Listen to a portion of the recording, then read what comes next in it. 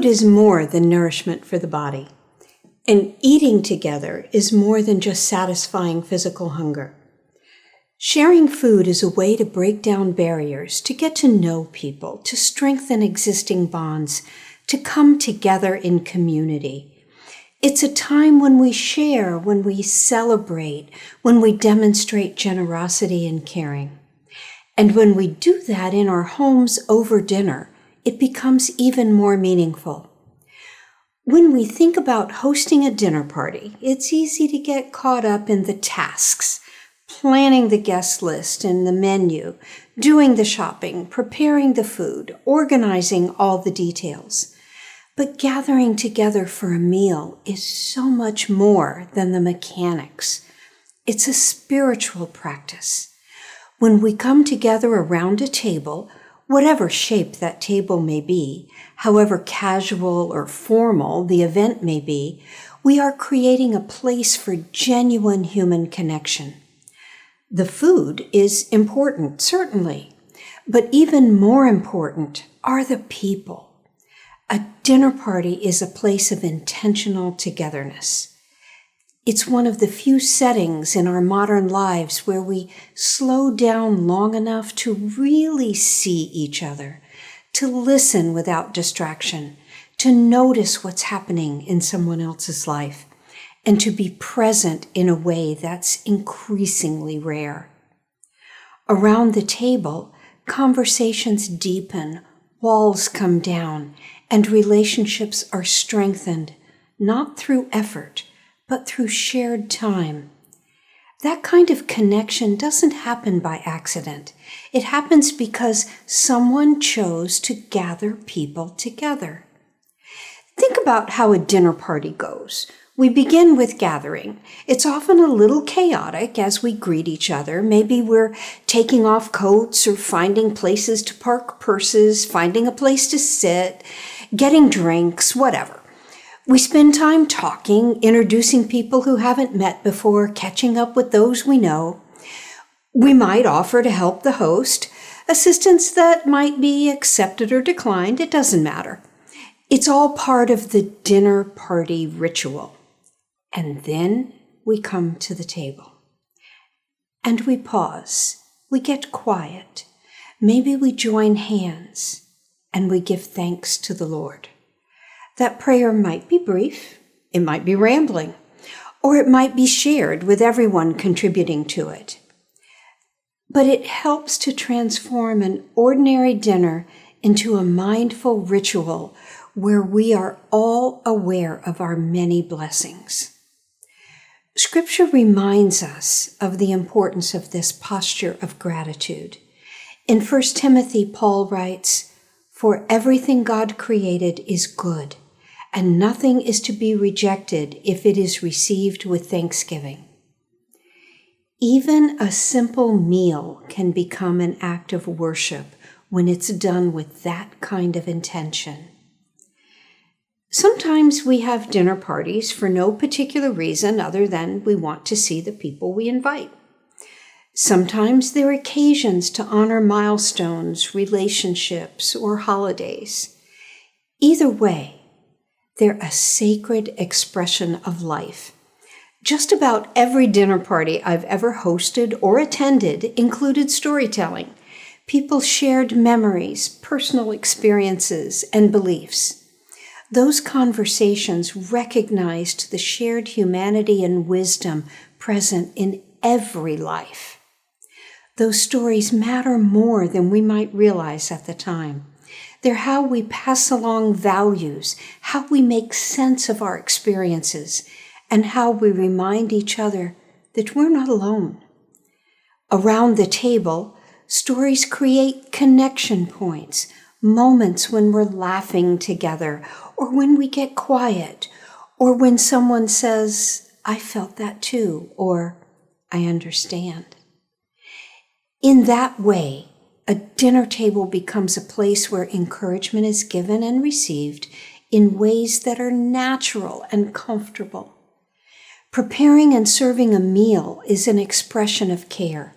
It reflects a desire to nourish others. This spirit of giving turns the host's role into one of ministry and the guests into gracious receivers. In fact, hospitality itself is a biblical calling. The Apostle Peter wrote, "Offer hospitality to one another without grumbling." That doesn't mean everything has to be perfect. It means the heart behind it matters. And everyone does it differently. Some friends of ours used to give the most elegant, perfectly orchestrated dinner parties. They served different wines with each course. Each place setting had at least 5 forks. The china and the crystal matched flawlessly. Can you visualize it? The first time I went to their home, I was totally intimidated by their style. I could never present a meal with that skill and precision.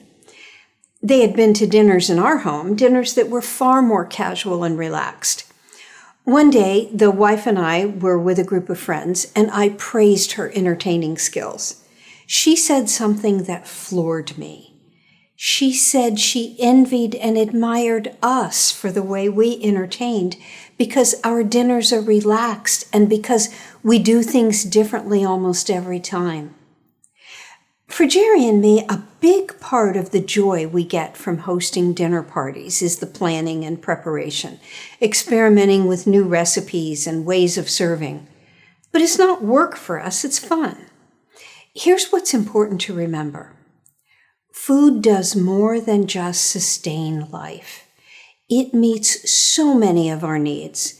Sharing a meal is also known as breaking bread together. That's an ancient phrase that refers to sharing hard loaves of bread that were broken apart by hand. The act of breaking bread together is a symbol of peace, reconciliation, and building trust. That we are to enjoy preparing, serving, and consuming food is profoundly biblical.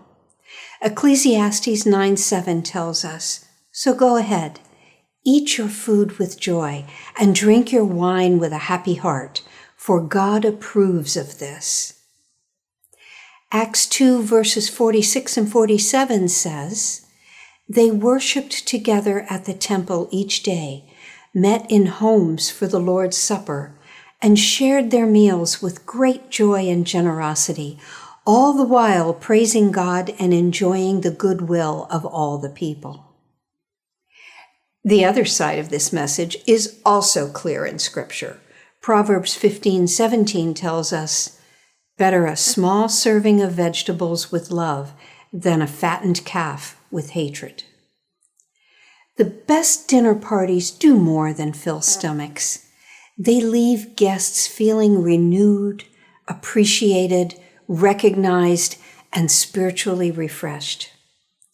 When we come back, we'll talk about practical tips for hosting dinner parties. Most leaders don't struggle with believing. They struggle with applying. Christian Business Almanac bridges that gap. This page-a-day resource brings scripture, wisdom, and practical perspective into the real decisions you face at work and in leadership, day after day, all year long. No fluff, no shortcuts. Just steady, biblical guidance for people who want their faith fully integrated with how they lead, work, and live. Discover more and find purchase links at christianalmanac.com. That's christianalmanac.com. Welcome back. Many years ago, a friend was preparing for the first party she'd ever given as an adult. We belonged to an organization, and the various members routinely hosted the group for casual gatherings with potluck menus and food served buffet style. We were all friends, but she was nervous and wanted everything to be perfect. I told her, "All you need to do is make sure you have plenty of ice for the drinks and toilet paper in the bathroom. Everything else will be fine." That actually wasn't as comforting as I'd hoped. It sent her into another round of panic because she hadn't thought about toilet paper. Jerry and I love having friends and family over for meals, and we do all kinds of styles of entertaining, from casual drop-ins for large crowds to almost formal dinners for small groups. But we know people who say they're just not comfortable hosting, especially dinners, because they don't feel like they have the space, the skills, or the setup, things like serving pieces, dishes, or the right equipment. I think it's sad that they're missing out on the joy of sharing their home and breaking bread with their friends. So here are a few tips for stress-free hosting. First, don't stress. You're inviting people you know and care about to your home. They're coming to spend time with you, not to critique your cooking or your housekeeping. Keep the menu simple. Yes, you are feeding their bodies, but more importantly, you are nourishing their souls with fellowship. And that's what's important. Don't choose a complicated menu that will exhaust you before you get to sit down. Now, if you're a gourmet cook and that's what you enjoy doing, go for it. But if you're not, a big pot of soup and a loaf of bread works just fine. Remember, Romans 12:13 tells us, always be eager to practice hospitality.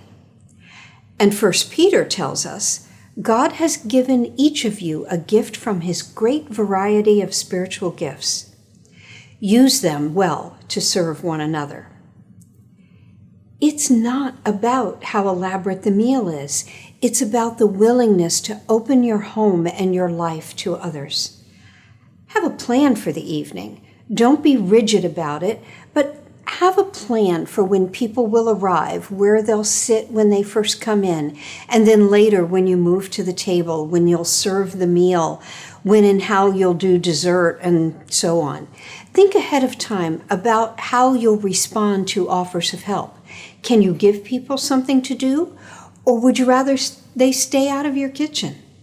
Let the conversation flow naturally, but be prepared to step in and either pick up the slack if there's a lull or redirect things if you need to. A simple question, what's been the best part of your week? Or what are you looking forward to right now? Can open the door to meaningful conversation. And if a topic starts to drift into something uncomfortable, you can gently steer it in a different direction. Make it your party. And don't worry about how anyone else does it. You have your own style, your own personality, and it's what your friends and family love about you. So entertain in a way that reflects that. And of course, be sure there's plenty of toilet paper in the bathroom. Now, the other side of hosting is being a guest. I used to have a sign in my home that said, it's the responsibility of the host to make their guest feel at home. It's the responsibility of the guests to remember that they are not. That's a pretty good guideline for both sides of hospitality. So here are some reminders to be a guest who gets invited back. Respond promptly to the invitation. If you can't accept or decline right away because of variables like maybe your work schedule, let the host know shortly after you receive the invitation and tell them when you'll be able to answer. Offer to bring something, but if your host says no, don't. If a host has a menu planned and prepared, you coming in with an unexpected dish is not helpful. A gift for your host is optional. It's a nice gesture, but not absolutely essential. If you bring food as a gift, make it clear it's something for your host to enjoy later. And if you bring flowers, they should already be in a vase. Don't make your host have to stop their preparations to find a container for fresh flowers. Turn your phone off and be totally present. I don't think I need to say anything more about that. Be mindful of the preferences of the home. If the hosts prefer that shoes be left at the door, do it. If they have a set time for the meal, be on time. If they ask you to avoid certain topics, maybe politics or other sensitive issues, respect that. You should feel comfortable, but remember, you're not at home. Don't overstay. 3 or 4 hours is a good duration for a dinner party. When the conversation starts to lag because people are obviously getting tired, or if it's getting late, graciously express your appreciation for the evening and leave. You don't need to wait for the host to drop a hint or for someone else to be the first to go. You can simply say something like, "This has been such a wonderful evening. Thank you so much for having us," and make your exit.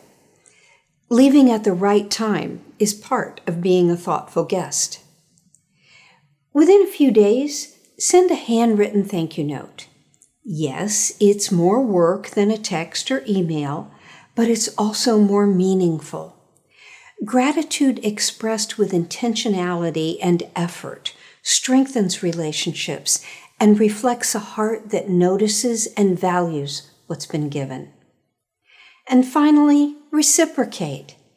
Invite your host to be a guest in your home. Hospitality, whether you're the host or the guest, isn't about perfection. It's about intention. It's about creating space for connection, showing consideration for others, and recognizing that even something as simple as sharing a meal can be an expression of faith lived out in everyday life. And when you remember what we talked about earlier, the spiritual significance of gathering around the table, it changes how you approach it. It's no longer just a dinner party. It becomes an opportunity to serve, to connect, and to reflect God's presence in a very real and practical way. When we approach it that way, both hosting and attending become less about pressure and more about purpose. I'll be back in a moment with this week's real-life tip. If you spend your days making decisions, solving problems, and carrying responsibility, you also need moments that restore you. Not more input, not more strategy, just quiet focus. Christian Meditations pairs detailed illustrations with biblically grounded reflections, creating space to slow your thoughts and center your heart. And Faith Words. Color the words that inspire you. Every day invites you to sit with one meaningful word at a time, coloring it in as you let its truth settle in. A simple practice, a steady rhythm. Faith that meets real life, even in the quiet moments. Available on Amazon or at your favorite bookstore.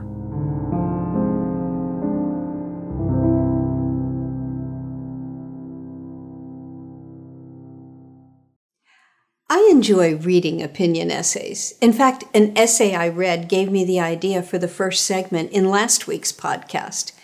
If you occasionally feel compelled to share your thoughts in an essay, whether it's a blog, a social media post, or anywhere else, this week's real-life tip is for you. For an opinion piece to be effective, you need to do 2 things. 1, make your point. 2, stick to your point. Your headline or title and first paragraph should clearly tell the reader what the point of your message is. Everything that follows should reinforce your opening. In conversation, it's easy to get distracted and wander down rabbit trails as you tell stories and express yourself. In fact, when I'm at a dinner party, I'm a master at starting one story, interrupting myself to tell another one, and maybe even another one, while promising to get back to my original point. And sometimes I do, sometimes I don't. But when you do that in writing, you just confuse your readers and leave them feeling like they've wasted their valuable time because they don't know what you meant to say. Today's political and social issues can get complex. But if you want to persuade others to your point of view, you need to keep your writing simple and on target. After you complete your first draft, go back and edit it. Be sure your argument is clear in your first paragraph. Then review the rest of your text and ruthlessly delete anything that doesn't pertain to that, no matter how much you love what you wrote. You don't have to completely toss those precious gems, Cut them and put them in a file to use in another essay. When you leave your readers wondering what you meant to say and trying to figure out what one statement has to do with a previous paragraph, they're probably going to check out without finishing. When you make your point and stick to it, your readers will understand your position and be able to decide if they agree or not. They'll be able to engage with you on a higher level, and they're more likely to actually read your entire essay. After all, that's what you want, isn't it? Thanks for being here. See you next week.